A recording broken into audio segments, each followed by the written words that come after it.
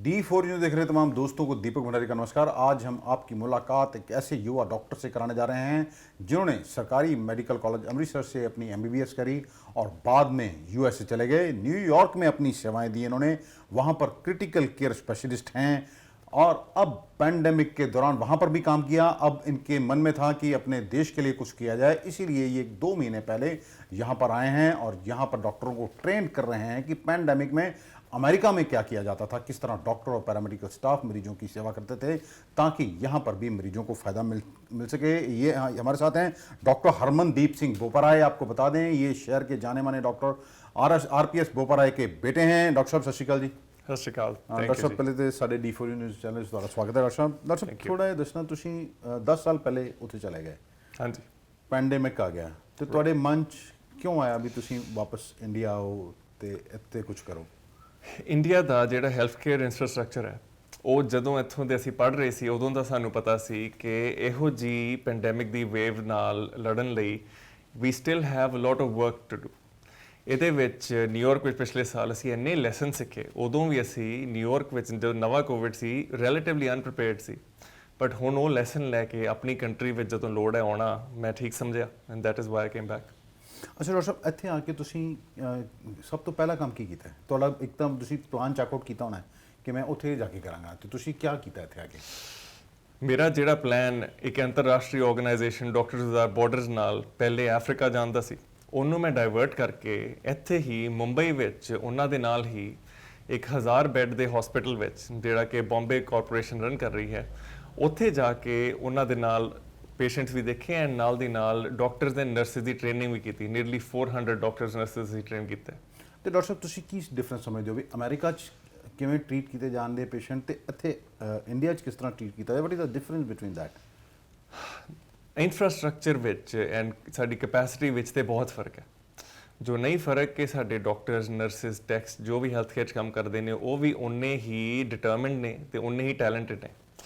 ਜੋ ਗੈਪਸ ਨੇ ਉਹ ਫਿਲ ਕਰਨ ਦੀ ਲੋੜ ਹੈ ਬਸ, ਤੇ ਉਹ ਗੈਪਸ ਫਿਲ ਕਰਨ ਲਈ both government central state and private citizens like us ਅਸੀਂ ਆਪਣਾ ਯੋਗਦਾਨ ਪਾ ਸਕਦੇ ਹਾਂ।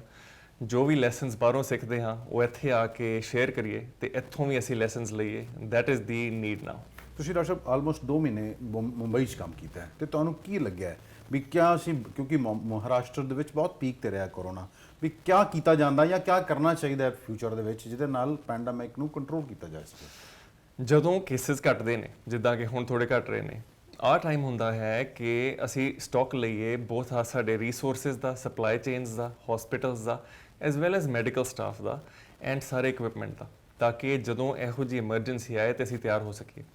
That is why regular meetings ਕਰਨਾ, ਰੈਗੂਲਰ ਡੇਟਾ ਕਲੈਕਟ ਕਰਨਾ ਕਿ ਸਾਡੀ ਲੋੜ ਕਿੱਥੇ ਹੈ, ਗੈਪਸ ਕਿੱਥੇ ਨੇ, ਉਹਨਾਂ ਨੂੰ ਫਿਲ ਕਰਨਾ। ਉਹਦੇ ਨਾਲ ਅਸੀਂ ਨੈਕਸਟ ਕਿਸੇ ਵੀ ਵੇਵ ਜੇ ਆਉਂਦੀ ਹੈ ਉਹਦੇ ਲਈ ਬੈਟਰ ਪ੍ਰੀਪੇਅਰਡ ਹੋ ਸਕਦੇ ਹਾਂ। ਤੇ doctor Sahib what do you feel ਕਿ 3rd ਵੇਵ ਆਏਗੀ? ਅਮਰੀਕਾ 'ਚ ਤੁਸੀਂ ਸੀਗੇ, ਅਪ੍ਰੈਲ 'ਚ ਤੁਸੀਂ ਉੱਥੋਂ ਆਏ ਹੋ, ਤੇ ਉੱਥੇ ਕਿਆ, ਕਿਉਂਕਿ ਹੁਣ ਤਾਂ ਉੱਥੇ ਮਾਸਕ ਵੀ ਨਹੀਂ ਪਾਉਂਦੇ ਲੋਕ, ਅਲਾਓ ਕਰ ਦਿੱਤਾ, ਕਾਫੀ ਮੈਕਸਿਮਮ ਪਾਪੂਲੇਸ਼ਨ ਜਿਹੜੀ ਉਹ ਵੈਕਸੀਨੇਟ ਹੋ ਗਈ ਹੈ, ਤੇ ਤੁਹਾਨੂੰ ਕੀ ਲੱਗਦਾ ਹੈ ਵੀ ਕਿਆ 3rd ਵੇਵ ਨੂੰ ਲੈ ਕੇ ਤੁਹਾਡਾ ਕਿਆ ਕੋਈ ਪ੍ਰੈਡਿਕਸ਼ਨ ਹੈ ਕਿ ਜਾਂ ਕੁਝ ਸਾਇੰਟੀਫਿਕ ਰੀਜ਼ਨ ਹੈਗਾ ਉਹਦਾ?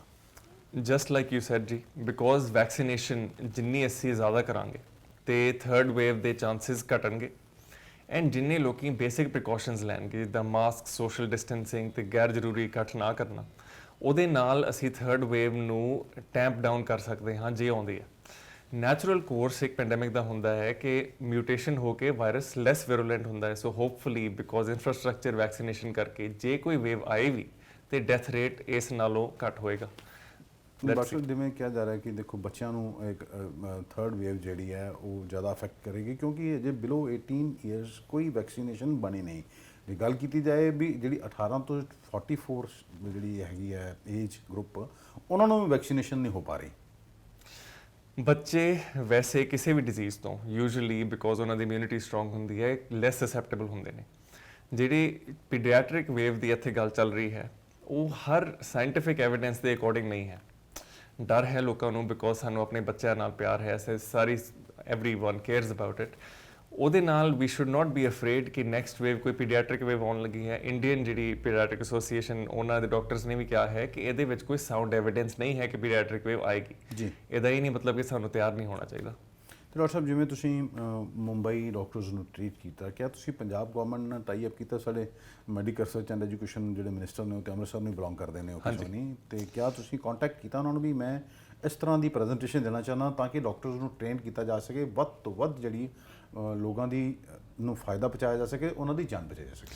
ਬਿਲਕੁਲ ਜੀ, ਮੈਂ ਇੱਥੇ ਆਉਂਦਿਆਂ ਜਦੋਂ ਮੈਨੂੰ ਪਤਾ ਲੱਗਾ ਕਿ ਇਦਾਂ ਵੇਵ ਵੱਧ ਰਹੀ ਹੈ ਤੇ ਉਹਨਾਂ ਨੂੰ ਇੱਕ ਐਪਲੀਕੇਸ਼ਨ ਦਿੱਤੀ ਜਿਹੜੀ ਕਿ they have been very cooperative, ਉਹਨਾਂ ਨੇ ਅਪਰੂਵ ਵੀ ਕੀਤੀ। ਉਸ ਤੋਂ ਬਾਅਦ ਆਈ ਲੈਫਟ ਫॉर ਮੁੰਬਈ ਐਂਡ ਹੁਣ ਵਾਪਸ ਆਇਆ ਤੇ ਉਹਨਾਂ ਦੇ ਨਾਲ ਟਾਈ ਅਪ ਕਰਕੇ ਜਾਂ ਪ੍ਰਾਈਵੇਟ ਸੰਸਥਾਵਾਂ ਦੇ ਨਾਲ ਟਾਈ ਅਪ ਕਰਕੇ ਜਿਹੜੀਆਂ ਵੀ ਟ੍ਰੇਨਿੰਗਸ ਮੈਂ ਆਫਰ ਕਰ ਸਕਦਾ ਹਾਂ with my experience, critical care trainings, ਸਾਰੀਆਂ ਟ੍ਰੇਨਿੰਗਸ ਤੇ ਮੈਂ ਕਰਾਂਗਾ ਹੁਣ ਆਫਰ। ਤੇ ਡਾਕਟਰ ਸਾਹਿਬ ਤੁਹਾਨੂੰ ਕੀ ਲੱਗਦਾ ਤੁਹਾਡੀ ਟ੍ਰੇਨਿੰਗ ਦਾ ਕੀ ਫਾਇਦਾ ਹੋਏਗਾ ਉਹਨਾਂ ਨੂੰ?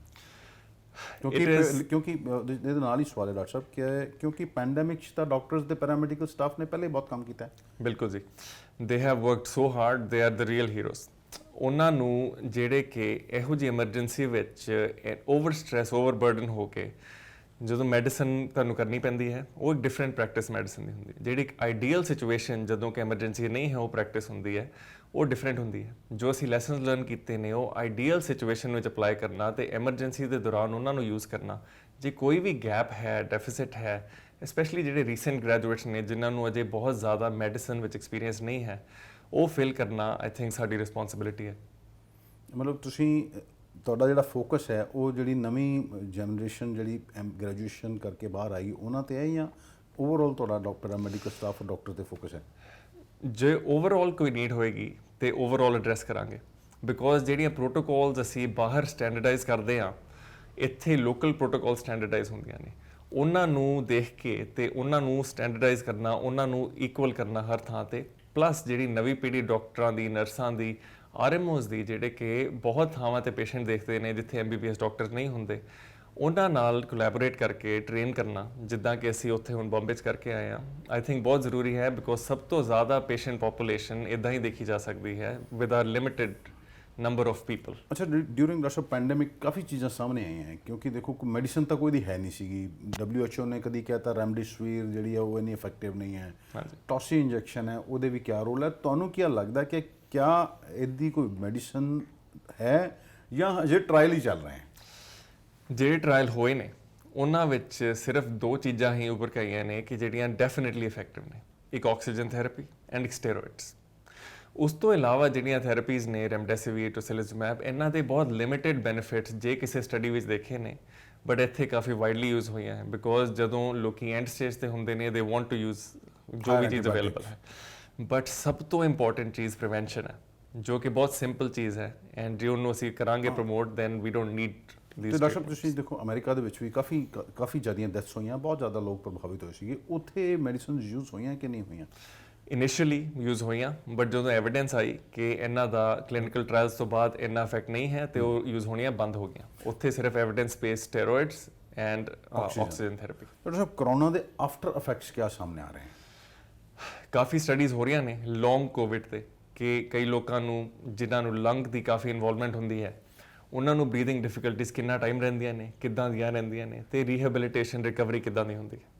ਉਹਦੇ ਨਾਲ ਹੀ ਕਈ ਲੌਂਗ ਕੋਵਿਡ ਕੇਸਿਸ ਵਿੱਚ ਕ੍ਰੋਨਿਕ ਟਾਇਰਡਨੈਸ, ਫਟੀਗ ਵੀ ਦੇਖਿਆ ਜਾ ਰਿਹਾ ਹੈ। ਇਹਦੇ ਤੇ ਅਜੇ ਰਿਸਰਚ ਹੋ ਰਹੀ ਹੈ ਐਂਡ ਕਲੈਰਿਟੀ ਜਿੱਦਾਂ ਟਾਈਮ ਲੰਘਦਾ ਹੈ ਹੋਰ ਆਏਗੀ। ਤੇ ਡਾਕਟਰ ਸਾਹਿਬ ਇਹਦੇ ਤੇ ਵੀ ਬੜਾ ਚਰਚਾ ਚੱਲੀ, is it man made virus corona or it comes from any animals? ਜੋ ਹੁਣ ਤੱਕ ਇਨਫੋਰਮੇਸ਼ਨ ਹੈ ਉਹ ਐਂਬੀਵਲੈਂਟ ਹੈ। ਉਹਦੇ ਵਿੱਚ ਅਸੀਂ ਡੈਫੀਨਿਟਿਵਲੀ ਆ ਵੀ ਨਹੀਂ ਕਹਿ ਸਕਦੇ ਕਿ ਇਹ ਬਿਲਕੁਲ ਨੈਚੁਰਲ ਹੈ, ਆ ਵੀ ਨਹੀਂ ਕਹਿ ਸਕਦੇ ਕਿਸੇ ਲੈਬ ਤੋਂ ਆਇਆ ਹੈ। ਇਹਦੇ ਵਿੱਚ ਹੋਰ ਇਨਫੋਰਮੇਸ਼ਨ ਗੈਦਰ ਕਰਨਾ ਜਿਹੜੀ ਕਿ ਹੁਣ US ਗਵਰਨਮੈਂਟ, ਬਾਕੀ ਗਵਰਨਮੈਂਟਸ ਤੋਂ ਵੀ ਰਿਕੁਐਸਟ ਆ ਰਹੀ ਹੈ ਚਾਈਨਾ ਗਵਰਨਮੈਂਟ ਨੂੰ, ਉਹ ਬਹੁਤ ਜ਼ਰੂਰੀ ਹੈ। ਬਿਕੋਜ਼ ਜੇ ਸਾਨੂੰ ਓਰੀਜਨ ਸੋਰਸ ਪਤਾ ਹੋਏਗਾ ਤਾਂ ਹੀ ਅਸੀਂ ਅਗਲੇ ਪੈਂਡੈਮਿਕਸ ਨੂੰ ਪ੍ਰੀਵੈਂਟ ਕਰ ਸਕਦੇ ਹਾਂ।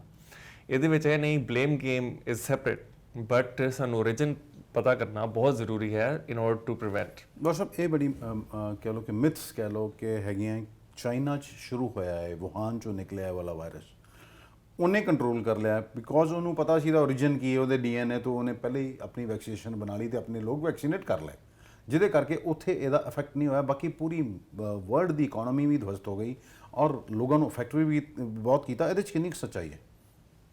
ਜਦੋਂ ਵੀ ਕਿਸੇ ਵੀ ਕੰਟਰੀ ਦੇ ਰਿਸੋਰਸਸ ਤੁਸੀਂ ਫਟਾਫਟ ਰੈਂਪ ਅਪ ਕਰ ਲਓ ਐਂਡ ਤੁਹਾਡੇ ਕੋਲ ਇਨਫੋਰਮੇਸ਼ਨ ਹੋਏ ਕਿ ਤੁਹਾਡਾ ਇਨਵਿਜ਼ੀਬਲ ਐਨਮੀ ਜਿਹੜਾ ਹੈ, ਜਿਹੜਾ ਸਾਨੂੰ ਦਿਖਦਾ ਨਹੀਂ ਹੈ, ਉਹ ਹੈ ਕੀ, then you have a step up ਉਹਦੇ ਨਾਲ ਲੜਨ ਲਈ। ਸੋ ਚਾਈਨਾ ਨੇ ਆਪਣੀ ਪੋਪੂਲੇਸ਼ਨ ਨੂੰ ਇਸੇ ਤਰ੍ਹਾਂ ਸਟ੍ਰਿਕਟ ਕੁਆਰੰਟਾਈਨਸ ਕਰਕੇ, ਬਿਕੋਜ਼ ਉਹਨਾਂ ਦੀਆਂ ਪਾਲਿਸੀਜ਼ ਜੋ ਸਟ੍ਰਿਕਟ ਹੁੰਦੀਆਂ ਤੇ ਐਵਰੀਵਨ ਫੋਲੋਜ਼ ਦ ਪਾਲਿਸੀਜ਼, ਪਲੱਸ ਵੈਕਸੀਨਸ ਕਰਕੇ ਉਹਨਾਂ ਨੇ ਆਪਣਾ ਕੰਟਰੋਲ ਕੀਤਾ। ਜਿਹੜੇ ਬਾਕੀ ਦੇਸ਼ਾਂ ਵਿੱਚ ਫੈਲਿਆ, ਬਿਕੋਜ਼ ਇਹ ਵਾਇਰਸ ਐਸੀ ਚੀਜ਼ ਹੈ ਜਿਹੜੀ ਕਿ ਹਰ ਬੰਦੇ ਨੂੰ ਅਫੈਕਟ ਕਰ ਸਕਦੀ ਹੈ, ਉਹਦੇ ਵਿੱਚ ਬਹੁਤ ਨੁਕਸਾਨ ਹੋਇਆ ਵਰਲਡ ਵਾਈਡ। ਪਰ ਇੱਕ ਕੰਟਰੀ ਜਾਂ ਇੱਕ ਪੋਪੂਲੇਸ਼ਨ ਨੂੰ ਸਿੰਗਲ ਆਊਟ ਕਰਨ ਦੀ ਥਾਂ ਸਾਇੰਟੀਫਿਕ ਕਮਿਊਨਿਟੀ ਨੂੰ ਇਕੱਠੀ ਹੋ ਕੇ ਦੇਖਣਾ ਚਾਹੀਦਾ ਹੈ ਕਿ ਇੱਕ ਤੇ origin ਕਿੱਥੋਂ ਆਇਆ ਤੇ ਇੱਕ ਪ੍ਰੀਵੈਂਟ ਕਿੱਦਾਂ ਕੀਤਾ ਜਾਏ, ਐਂਡ ਉਸ ਤੋਂ ਬਾਅਦ ਜੇ ਕੋਈ ਬਲੇਮ ਅਸਾਈਨ ਹੋਣਾ ਹੈ ਫਿਰ ਕੀਤਾ ਜਾਏਗਾ। ਤੇ ਡਾਕਟਰ ਸਾਹਿਬ ਫਿਊਚਰ 'ਚ ਵੀ ਤੁਸੀਂ ਸਮਝ ਸਕਦੇ ਹੋ ਕਿ ਇਸ ਤਰ੍ਹਾਂ ਦੀ ਬਾਇਓਲੋਜੀਕਲ ਵਾਰ ਜਿਹੜੀ ਹੈ ਉਹ ਪੋਸੀਬਿਲਿਟੀ ਹੈਗੀ ਹੈ? Everything is a possibility, because ਜਿਹੜੇ ਵੱਡੇ ਨੇਸ਼ਨਸ ਦੇ ਨੇ ਵਰਲਡ ਦੇ, ਉਹ ਹਰ ਕਾਈਂਡ ਆਫ ਵਾਰਫੇਅਰ ਨਾਲ ਘੱਟੋ ਘੱਟ ਕੋਵਰਟਲੀ ਐਟਲੀਸਟ ਉਹਨਾਂ ਦੇ ਵਿੰਗਸ ਹੁੰਦੇ ਨੇ ਜਿਹੜੇ ਕਿ ਐਟਲੀਸਟ ਐਕਸਪਲੋਰ ਕਰਦੇ ਨੇ। ਬਟ ਜਿਹੜੀਆਂ ਕਨਵੈਨਸ਼ਨਸ ਨੇ ਵਰਲਡ ਵਾਈਡ, ਜਨੀਵਾ ਕਨਵੈਨਸ਼ਨਸ ਜਾਂ ਹੋਰ, ਉਹਨਾਂ ਦੇ accordingly this is completely illegal chemical warfare, biological warfare. So those are the institution ਜਿਹੜੀਆਂ ਕਿ ਇਹਨਾਂ ਚੀਜ਼ਾਂ ਨੂੰ ਰੋਕਦੀਆਂ ਨੇ, ਐਂਡ ਮੇਰੀ ਹੋਪ ਐਂਡ ਆਪਟੀਮਿਜ਼ਮ ਤੇ ਉਹਨਾਂ ਇੰਸਟੀਟਿਊਸ਼ਨਸ ਨਾਲ ਹੀ ਹੈ। ਤੇ ਡਾਕਟਰ ਸਾਹਿਬ ਇੱਕ ਹਾਰਟ ਅਟੈਕ ਕਾਫੀ ਜ਼ਿਆਦਾ ਆ ਰਹੇ ਨੇ ਇਸ ਤੋਂ ਬਾਅਦ, ਕੋਵਿਡ ਤੋਂ ਬਾਅਦ, ਉਹਦੇ ਕੀ ਰੀਜ਼ਨ ਹੈ? ਕੋਵਿਡ ਦੇ ਨਾਲ ਤੁਹਾਡਾ ਜਿਹੜਾ ਬਲੱਡ ਕਲੌਟਿੰਗ ਵੀ ਇਫੈਕਟ ਹੁੰਦਾ ਹੈ। ਉਹਦੇ ਵਿੱਚ ਤੁਹਾਡੇ ਲੈਗਸ ਵਿੱਚ ਕਲੌਟਸ ਆ ਸਕਦੇ ਨੇ, ਤੁਹਾਡੇ ਲੰਗਸ ਵਿੱਚ ਕਲੌਟਸ ਆ ਸਕਦੇ ਨੇ ਜੇ ਤੁਹਾਨੂੰ ਸੀਵੀਅਰ ਕੋਵਿਡ ਹੋਵੇ, ਐਂਡ ਉਹਦੇ ਨਾਲ ਕਈ ਕੇਸਿਸ ਵਿੱਚ ਹਾਰਟ ਵਿੱਚ ਵੀ ਜਿੱਦਾਂ ਬਲੋਕੇਜ ਹੋ ਸਕਦੀ ਹੈ। ਪਰ ਮੇਨ ਇਫੈਕਟ ਇਹਦਾ ਹਾਰਟ ਤੇ ਇੱਕ ਡਿਫਰੈਂਟ ਹੁੰਦਾ ਹੈ, ਮਾਇਓਕਾਰਡਾਈਟਿਸ ਜਿਹਨੂੰ ਅਸੀਂ ਕਹਿੰਦੇ ਹਾਂ, ਕਾਮਨ ਹੈ। ਤੇ ਡਾਕਟਰ ਸਾਹਿਬ ਤੁਸੀਂ ਜਿਹੜੀਆਂ ਸਰਵ ਕਰਨਾ ਚਾਹੁੰਦੇ ਹੋ, ਡਾਕਟਰਸ ਨੂੰ ਟ੍ਰੇਨ ਕਰਨਾ ਚਾਹੁੰਦੇ ਹੋ, ਤੁਸੀਂ free of cost services provide ਕਰਾਉਣਾ ਚਾਹੁੰਦੇ ਹੋ ਔਰ ਯੂ ਵਾਂਟ ਕਿ ਤੁਹਾਨੂੰ ਕੁਝ ਬੈਨੀਫਿਟ ਮਿਲੇ? ਐਬਸੋਲੂਟਲੀ ਫ੍ਰੀ ਆਫ ਕਾਸਟ ਜੀ, ਬਿਕੋਜ਼ ਮੇਰਾ ਸ਼ੁਰੂ ਤੋਂ ਹੀ, ਮੇਰੇ ਮਦਰ ਵੀ ਜਦੋਂ ਡਾਕਟਰ ਗਿਆਨ ਬੋਪਰਾ ਇੱਥੇ ਗਾਇਨੋਕੋਲੋਜਿਸਟ ਆਬਸਟੈਟ੍ਰੀਸ਼ੀਅਨ ਸੀਗੇ, ਉਦੋਂ ਤੋਂ ਹੀ ਸੇਵਾ ਵੱਲ ਹੈ ਫੋਕਸ। ਐਂਡ ਹੁਣੇ ਜਦੋਂ ਨੀਡ ਹੈ, ਮਾਈ ਪ੍ਰਾਇੋਰਿਟੀ ਇਜ਼ ਕਿ ਹੁਣ ਆਪਾਂ ਟ੍ਰੇਨਿੰਗ ਕਰੀਏ, ਫ੍ਰੀ ਟ੍ਰੇਨਿੰਗ ਕਰੀਏ ਡਾਕਟਰਸ, ਨਰਸਿਸ, ਜਿੱਥੇ ਵੀ ਲੋੜ ਹੈ, and that will be completely free. ਅੱਛਾ ਡਾਕਟਰ, ਮੇਰੀ ਜਾਣਕਾਰੀ ਦੇ ਮੁਤਾਬਿਕ ਤੁਸੀਂ ਆਪਣਾ ਵੀਜ਼ਾ ਐਕਸਟੈਂਡ ਕਰਵਾ ਲਿਆ ਕਿਉਂਕਿ ਤੁਸੀਂ you want to train the doctors, ਤੇ ਤੁਸੀਂ ਯੂਥ ਜਿਹੜਾ ਹੈ ਉਹ ਬਾਹਰ ਨੂੰ ਜਾ ਰਿਹਾ, ਤੁਸੀਂ ਵੀ ਸ਼ਾਇਦ 2011 'ਚ ਇਹੀ ਕੀਤਾ, ਬਾਹਰ ਚਲੇ ਗਏ, ਤੇ ਤੁਸੀਂ ਆਪਣੇ ਕੰਟਰੀ ਨੂੰ ਕਿਆ ਸਰਵ ਕਿਉਂ ਨਹੀਂ ਕਰਨਾ ਚਾਹੁੰਦੇ? ਜਦੋਂ ਮੇਰਾ ਬਾਹਰ ਜਾਣ ਦਾ ਡਿਸੀਜਨ ਸੀਗਾ, ਉਦੋਂ ਇਹ ਡਿਸੀਜਨ ਦੇਖ ਕੇ ਸੀ, ਉੱਥੇ ਮੈਂ ਮੈਡੀਕਲ ਸਕੂਲਸ ਵਿੱਚ ਜਦੋਂ ਟਾਈਮ ਲਾਇਆ ਕਿ ਉੱਥੇ training the level and facilities the level world class ਹੈ, ਤੇ ਉੱਥੋਂ ਸਿੱਖ ਕੇ ਜੇ ਕਿਤੇ ਵੀ ਇੰਟਰਨੈਸ਼ਨਲੀ ਜਿੱਦਾਂ ਇਸ ਸੰਸਥਾ ਨਾਲ ਕਿਸੇ ਕੰਟਰੀ ਵਿੱਚ ਵੀ ਹਿਊਮੈਨਿਟੇਰੀਅਨ ਏਡ ਜਾਂ ਸਰਵਿਸ ਦੀ ਲੋੜ ਹੈ ਤੇ ਉੱਥੇ ਜਾਈਏ। ਉਹਦੇ ਨਾਲ ਹੀ ਹੁਣ ਮੇਰੀ ਮਦਰਲੈਂਡ ਵਿੱਚ ਇੰਨੀ ਲੋੜ ਆ ਗਈ ਤੇ ਮੈਂ ਆਹੀ ਸਮਝਿਆ ਕਿ ਮਦਰਲੈਂਡ ਵਿੱਚ ਸਰਵਿਸ ਕਰੀਏ। ਹਾਲੇ ਲੌਂਗ ਟਰਮ ਪਲਾਨਸ ਮੇਰੇ ਸੈੱਟ ਨਹੀਂ ਹੈ ਕਿ ਮੈਂ ਵਾਪਸ ਆਉਣਾ ਹਾਂ ਲੌਂਗਰ ਟਰਮ ਲਈ ਜਾਂ ਮੇਬੀ ਫੁੱਲ ਟਰਮ ਲਈ, ਬਟ ਡਿਫਰੈਂਸ ਬਹੁਤ ਹੈ। ਇੱਥੇ ਕੁਝ ਡਾਕਟਰਸ ਦੀ ਸਥਿਤੀ ਵੇਖ ਕੇ, ਸਪੈਸ਼ਲੀ ਜਿਹੜੇ ਕਦੇ ਉਹਨਾਂ ਨੂੰ ਕੋਈ ਜਦੋਂ ਸ਼ਾਬਾਸ਼ੀ ਦੇਣੀ ਤੇ ਦੂਰ ਦੀ ਗੱਲ, ਇੱਥੇ ਕਈ ਵਾਇਲੈਂਸ ਇਨਸੀਡੈਂਟਸ ਵੀ ਹੁੰਦੇ ਨੇ, ਅਸੌਲਟ ਇਨਸੀਡੈਂਟਸ ਹੁੰਦੇ ਨੇ, ਐਂਡ ਸਪੋਰਟ ਪਬਲਿਕ ਨਾਲੋਂ ਜਿਹੜੀ ਕਿ ਲੋਕਾਂ ਵਿੱਚ ਫੈਲਿਆ ਹੋਇਆ ਹੈ ਕਿ ਡਾਕਟਰਸ ਲੁੱਟਦੇ ਨੇ, ਇਹ ਕਰਦੇ ਨੇ, ਉਹ ਕਰਦੇ, that maybe ਕੁਝ ਕੇਸਿਸ ਹੋਣ, ਬਟ ਓਵਰਵੈਲਮਿੰਗਲੀ ਜਿਹੜਾ ਸਾਡਾ ਪ੍ਰੋਫੈਸ਼ਨ ਹੈ, ਇੱਕ ਚੰਗੇ ਦਿਲ ਦੇ ਲੋਕਾਂ ਦਾ ਪ੍ਰੋਫੈਸ਼ਨ ਹੈ। ਉਹ ਚੀਜ਼ ਥੋੜੀ ਜੀ ਦੇਖ ਕੇ ਥੋੜਾ ਦੁੱਖ ਵੀ ਲੱਗਦਾ ਹੈ, ਪਰ ਜਿੱਥੇ ਲੋੜ ਹੈ ਅਸੀਂ ਕਰਾਂਗੇ ਐਂਡ ਕਰਦੇ ਵੀ ਨੇ। ਮੈਜੋਰਿਟੀ ਡਾਕਟਰਸ ਮੈਂ ਕਹਿੰਦਾ ਇਸ ਪੈਂਡੈਮਿਕ ਵਿੱਚ ਅਬਵ ਐਂਡ ਬਿਯੋਂਡ ਕੇ, ਆਪਣੀ ਜਾਨ ਕਿਹਨੂੰ ਨਹੀਂ ਪਿਆਰੀ ਹੁੰਦੀ, ਐਂਡ ਆਪਣੀ ਜਾਨ ਦਾ ਰਿਸਕ ਲੈ ਕੇ ਫਿਰ ਵੀ ਲੋਕਾਂ ਨੂੰ ਟ੍ਰੀਟ ਕਰਨਾ। IMA ਦਾ ਫਿਗਰ ਸੀ ਨੀਅਰਲੀ 300 ਡਾਕਟਰਸ ਇਸ ਵੇਵ ਵਿੱਚ ਮਰੇ ਨੇ। It is terrible, but this is the profession and this is doctor ਯੋਗ ਗੁਰੂ ਬਾਬਾ ਰਾਮਦੇਵ ਨੇ ਤੇ IMA ਨੂੰ ਜਿਹੜੀ ਹੈ ਥੈਰੇਪੀ ਹੈ, ਮੈਡੀਸਨ ਜਿਹੜੀ ਹੈ, ਉਹਨੂੰ ਕਹਤਾ ਹੈ ਆਊਟਡੇਟਡ ਹੈ, ਸਟੂਪਿਡ ਤੇ ਦਿਵਾਲੀਆ। ਵੈਰੀ ਇਰਰਿਸਪੌਂਸਿਬਲ ਜੀ। ਜਿਹੜੇ ਪਬਲਿਕ ਲੀਡਰਸ ਨੇ ਉਹਨਾਂ ਨੂੰ ਇਦਾਂ ਦੇ ਸਟੇਟਮੈਂਟਸ ਸਪੈਸ਼ਲੀ ਡਿਊਰਿੰਗ ਅ ਪੈਂਡੈਮਿਕ ਨਹੀਂ ਦੇਣੇ ਚਾਹੀਦੇ, ਕਿਉਂਕਿ ਯੋਗਾ ਦੀ ਆਪਣੀ ਬਹੁਤ ਬੈਨੀਫਿਟਸ ਨੇ। ਜਿਹੜੇ ਆਯੁਰਵੇਦ ਹੈ ਉਹਨਾਂ ਦੇ ਵੀ ਆਪਣੇ ਬਹੁਤ ਬੈਨੀਫਿਟਸ ਨੇ, ਪਰ ਜਦੋਂ ਤੁਹਾਨੂੰ ਮੈਡੀਕਲ ICU ਦੀ ਜਾਂ ਤੁਹਾਨੂੰ ਕਿਸੇ ਵੀ ਐਮਰਜੈਂਸੀ ਦੀ ਲੋੜ ਹੈ, ਉਦੋਂ ਇਹਨਾਂ ਤਰੀਕਾ ਨਾਲ you cannot help a patient. So ਇਸ ਟਾਈਮ ਸਪੈਸ਼ਲੀ ਕ੍ਰਾਈਸਿਸ ਟਾਈਮ ਸਭ ਨੂੰ ਇਕੱਠੇ ਹੋ ਕੇ ਇੱਕ ਦੂਜੇ ਨੂੰ ਸਪੋਰਟ ਕਰਨੀ ਚਾਹੀਦੀ ਹੈ, ਰਾਦਰ ਦੈਨ ਇਦਾਂ ਦੇ ਬਿਆਨ ਦੇਣੇ ਕਿ ਡਿਸਕਰੇਜ ਹੋਣ ਜਿਹੜੇ ਲੋਕੀ ਆਲਰੇਡੀ ਇੰਨਾ ਕੰਮ ਕਰਕੇ ਥੱਕੇ ਟੁੱਟੇ ਹਾਰੇ ਹੋਏ ਨੇ। ਤੇ ਡਾਕਟਰ ਸਾਹਿਬ ਤੁਹਾਨੂੰ ਕੀ ਲੱਗਦਾ ਵੀ ਇੰਡੀਆ ਕੋਲ ਇਨਫਰਾਸਟ੍ਰਕਚਰ ਹੈਗਾ ਜੇ ਤੀਸਰੀ ਵੇਵ ਆਉਂਦੀ ਹੈ ਤੇ ਕਿਉਂਕਿ ਕਿਹਾ ਜਾ ਰਿਹਾ ਵੀ ਬੱਚੇ ਬਹੁਤ ਪ੍ਰਭਾਵਿਤ ਹੋਣਗੇ। ਇਨਫਰਾਸਟ੍ਰਕਚਰ ਸਾਡੇ ਕੋਲ ਹੈ, ਬਟ ਇਨਫਰਾਸਟ੍ਰਕਚਰ ਨੂੰ ਵਧਾਉਣ ਦੀ ਐਂਡ ਮੋਰ ਐਫੀਸ਼ੀਐਂਟ ਕਰਨ ਦੀ ਲੋੜ ਵੀ ਹੈ। ਉਹਦੇ ਨਾਲ ਹੀ ਸਾਡੇ ਕੋਲ ਡਾਕਟਰਸ ਵੀ ਨੇ, ਨਰਸਿਸ ਵੀ ਨੇ, ਬਟ ਉਹਨਾਂ ਨੂੰ ਟ੍ਰੇਨ ਕਰਨ ਦੀ, ਉਹਨਾਂ ਦੀ ਕੈਪੈਸਿਟੀ ਵਧਾਉਣ ਦੀ ਤੇ ਉਹਨਾਂ ਤੇ ਬਰਡਨ ਘਟਾਉਣ ਦੀ ਵੀ ਬਹੁਤ ਲੋੜ ਹੈ। ਜਿਹੜੇ ਅਸੀਂ ਜੇ ਸਿਸਟਮਸ ਨੂੰ ਐਫੀਸ਼ੀਐਂਟ ਐਂਡ ਸਟ੍ਰੀਮਲਾਈਨ ਕਰੀਏ ਤੇ ਇਹਨਾਂ ਸਾਰੀਆਂ ਚੀਜ਼ਾਂ ਤੇ ਵਿਦਆਊਟ ਬਿਲਡਿੰਗ ਟੂ ਮੈਨੀ ਮੋਰ ਹਸਪੀਟਲਸ ਕੰਮ ਹੋ ਸਕਦਾ ਹੈ। ਦੋਵੇਂ ਕੰਮ ਪੈਰਲਲ ਚੱਲਣੇ ਚਾਹੀਦੇ ਹੈ। ਰਿਸਰਚ ਵੀ, ਬਿਲਡਿੰਗ ਹਸਪੀਟਲਸ, ਬਿਲਡਿੰਗ ਕੈਪੈਸਿਟੀ, ਹੋਰ ਲੋਕਾਂ ਨੂੰ ਟ੍ਰੇਨ ਕਰਨਾ ਵੀ, ਐਂਡ ਸਾਰੀਆਂ supply chains, oxygen supply and vaccination campaign. Doctor ਸਾਹਿਬ ਤੁਸੀਂ ਕੁਝ ਹੋਰ ਦੱਸਣਾ ਚਾਹੋ? ਮੇਰਾ ਤੇ ਤੁਹਾਨੂੰ ਐਂਡ ਵਿਊਅਰਸ ਨੂੰ ਆਹੀ ਹੋਏਗਾ ਬੇਨਤੀ ਕਿ ਚੜ੍ਹਦੀ ਕਲਾ ਵਿੱਚ ਰਹੋ। ਫੀਅਰ ਦਾ ਪੈਂਡੈਮਿਕ ਵੀ ਬੜਾ ਫੈਲਿਆ ਹੋਇਆ ਹੈ। ਜਦੋਂ ਡਰ ਬਹੁਤ ਫੈਲਿਆ ਹੋਇਆ ਹੈ, ਕਿਉਂਕਿ ਜਦੋਂ ਲੋਕੀ WhatsApp ਤੇ ਖਬਰਾਂ ਪੜ੍ਹਦੇ ਨੇ, ਮੈਂ ਕਹਿੰਦਾ ਰਿਪਿਊਟਡ ਸੋਰਸਸ ਤੋਂ ਪੜ੍ਹੋ, ਉਸ ਡਰ ਦੇ ਨਾਲ ਅਸੀਂ ਆਪਣੇ ਆਪ ਨੂੰ ਹਾਰਨ ਕਰਦੇ ਹਾਂ, ਆਪਣੀ ਇਮਿਊਨਿਟੀ ਡਾਊਨ ਕਰਦੇ ਹਾਂ।